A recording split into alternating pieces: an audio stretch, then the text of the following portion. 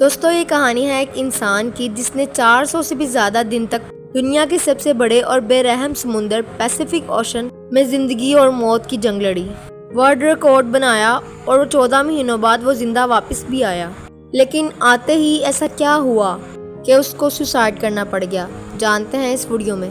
Pacific ocean का नाम सुनते ही लोगों को पसीने आने लगते हैं। पूरी दुनिया में 71% पानी है जो डिवाइडेड है 4 ओशंस में, जिनके नाम हैं Atlantic, Pacific, Indian and Arctic. सबसे बड़ा ओशन पैसिफिक है। ये इतना बड़ा है कि ज़मीन का खुश्क हिस्सा जो 165 मिलियन स्क्वायर किलोमीटर बनता है, ये अकेला ओशन 148 मिलियन स्क्वायर किलोमीटर को निगल सकता है। इस ओशन पर कुछ ही आइलैंड हैं जो बहुत ही छोटे हैं और कुछ तो ऐसे आइलैंड्स हैं कि जिन पर इंसान आज तक जा ही नहीं सका।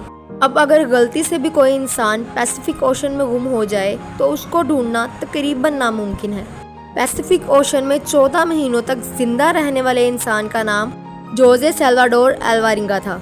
इस इंसान के पास 7 फुट की छोटी सी बोट थी जिस पर सही से लेटा भी नहीं जा सकता था सीधा, और ये बंदा 1 साल से भी ज़्यादा इस बोट पर जिंदा भी रहा, समंदर की बेरहमी का मुकाबला भी किया और वर्ल्ड रिकॉर्ड भी बनाया जो आज तक कोई और इंसान तोड़ भी नहीं सका। जोसे अपनी किस्मत से मजबूर था कि वो इस बदतरीन मुश्किल में फंस गया। ये बात है सन 2012 की। जोसे 36 साल का एक तजुर्बाकार मछेरा था जो मेक्सिको के एक गांव कोस्टा अज़ोल में रहता था।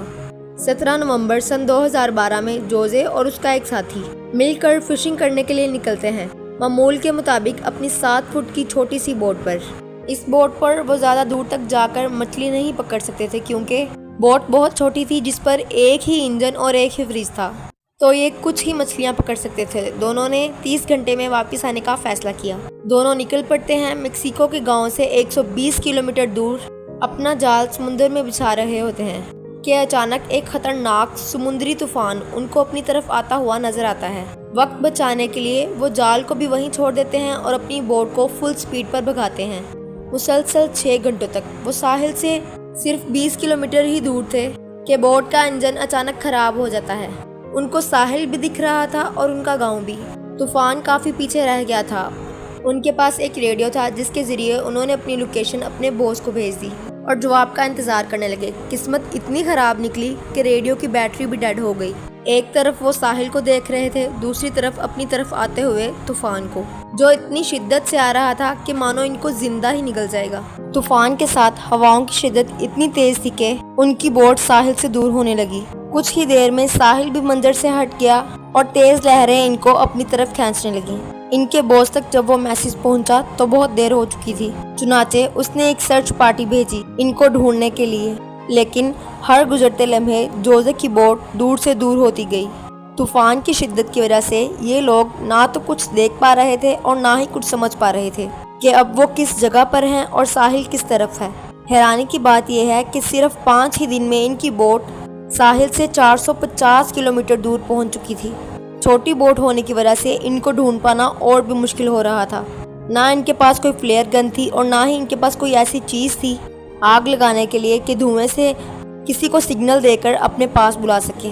दोनों एक दूसरे को देखकर मन ही मन में सोचने लगे कि शायद अब बच पाना मुश्किल है। 2 दिन पहले खाना भी खत्म हो चुका था। मछली पकड़ने के लिए उनके पास अब कोई साजो सामान भी नहीं था क्योंकि जाल वो पहले ही छोड़ के आ चुके थे। दोनों का भूख से बुरा हाल था कि अचानक एक परिंदा उनकी बोट पर आकर बैठ जाता है। ये दोनों एक दूसरे की तरफ देखते हैं और अचानक से उस परिंदे पर हमला कर देते हैं, लेकिन उसको पकड़ नहीं पाते। दोनों को पता था कि हो सकता है परिंदा फिर आए। कुछ ही देर में परिंदा फिर आता है। इस बार दोनों बहुत तरीके से उसको पकड़ने का प्लान करते हैं और आखिरकार वो उसको पकड़ने में कामयाब हो जाते हैं। और इस तरह दोनों अपनी भूख मिटाने के लिए अपनी बोट पर आने वाले परिंदों से गुजारा करते हैं। समुद्र का खारा पानी पीने से इंसान की मौत भी हो सकती है। इस वजह से उन्होंने बारिश के पानी को प्लास्टिक की बोतल्स में स्टोर करना शुरू कर दिया जिसको पीकर वो जिंदा रहते थे।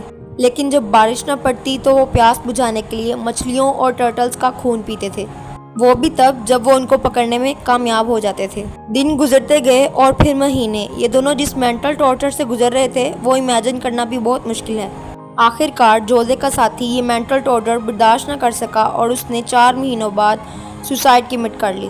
और अब बोट पर सिर्फ जोजे अकेला था। उसके चारों तरफ पानी ही पानी था, जिसको देखकर उसको जिंदगी की कोई उम्मीद नजर नहीं आ रही थी। लेकिन अपने हालात से तंग आकर वो जैसे तैसे अपनी जिंदगी गुजारने लगा। मैप्स में देखा जाए तो जोजे पैसिफिक ओशन के उस हिस्से में मौजूद था जिसको पैसिफिक ओशन का खामोश तरीन हिस्सा माना जाता है, क्योंकि यहाँ से सिर्फ कार्गो शिप्स ही गुजरती हैं। मेक्सिको के साहिल को छोड़े 6 महीनों से भी ज़्यादा हो चुके थे। इस दौरान जोजे ने अपनी साथी को भी खो दिया था, जिस वजह से वो काफ़ी फ्रस्ट्रेट हो चुका था।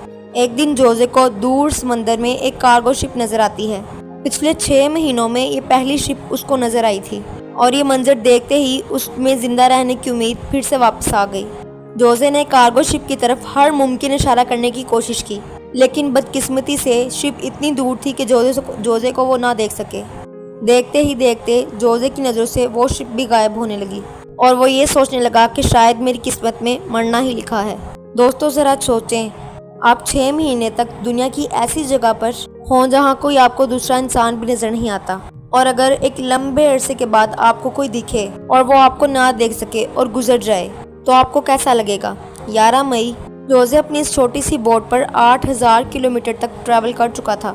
कपड़े भी फट चुके थे और उसके पास अपने आप को सनलाइट से बचाने के लिए सिर्फ अंडरवेस्ट ही बची थी। और फिर आखिरकार वो घड़ी आ ही गई जब किस्मत जोजे पर मेहरबान हुई।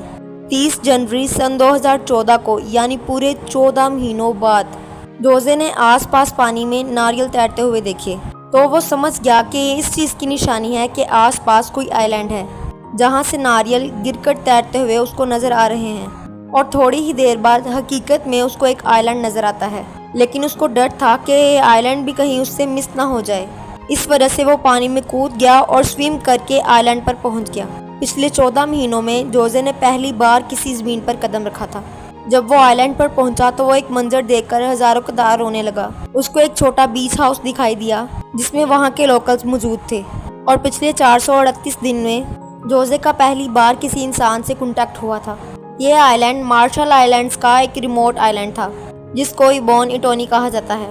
ये आइलैंड जोजे के स्टार्टिंग पॉइंट से 11,000 किलोमीटर दूर था और जोजे की किस्मत अच्छी थी कि वो आइलैंड पर पहुंच गया खुद से, वरना अगर उससे ये आइलैंड मिस हो जाता तो जोजे का अगला स्टॉप फिलीपींस थे, जो इस आइलैंड से भी 5000 किलोमीटर दूर था।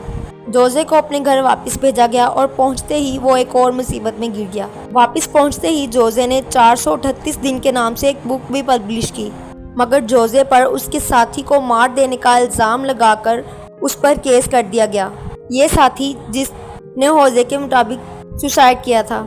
इतना कुछ देखने के बाद जिंदा वापस आने वाला शख्स जो अपनी सफाई बयान न कर सका और उसको जेल भेज दिया गया। जोजे ने परेशान आकर सुसाइड कमिट कर लिया और इस तरह से ये स्टोरी कंप्लीट होती है। अगर आपको मेरी वीडियो अच्छी लगी हो तो मेरी वीडियो को लाइक और शेयर कीजिए और मज़ीद मालूमात के लिए मेरे चैनल को सब्सक्राइब कीजिए।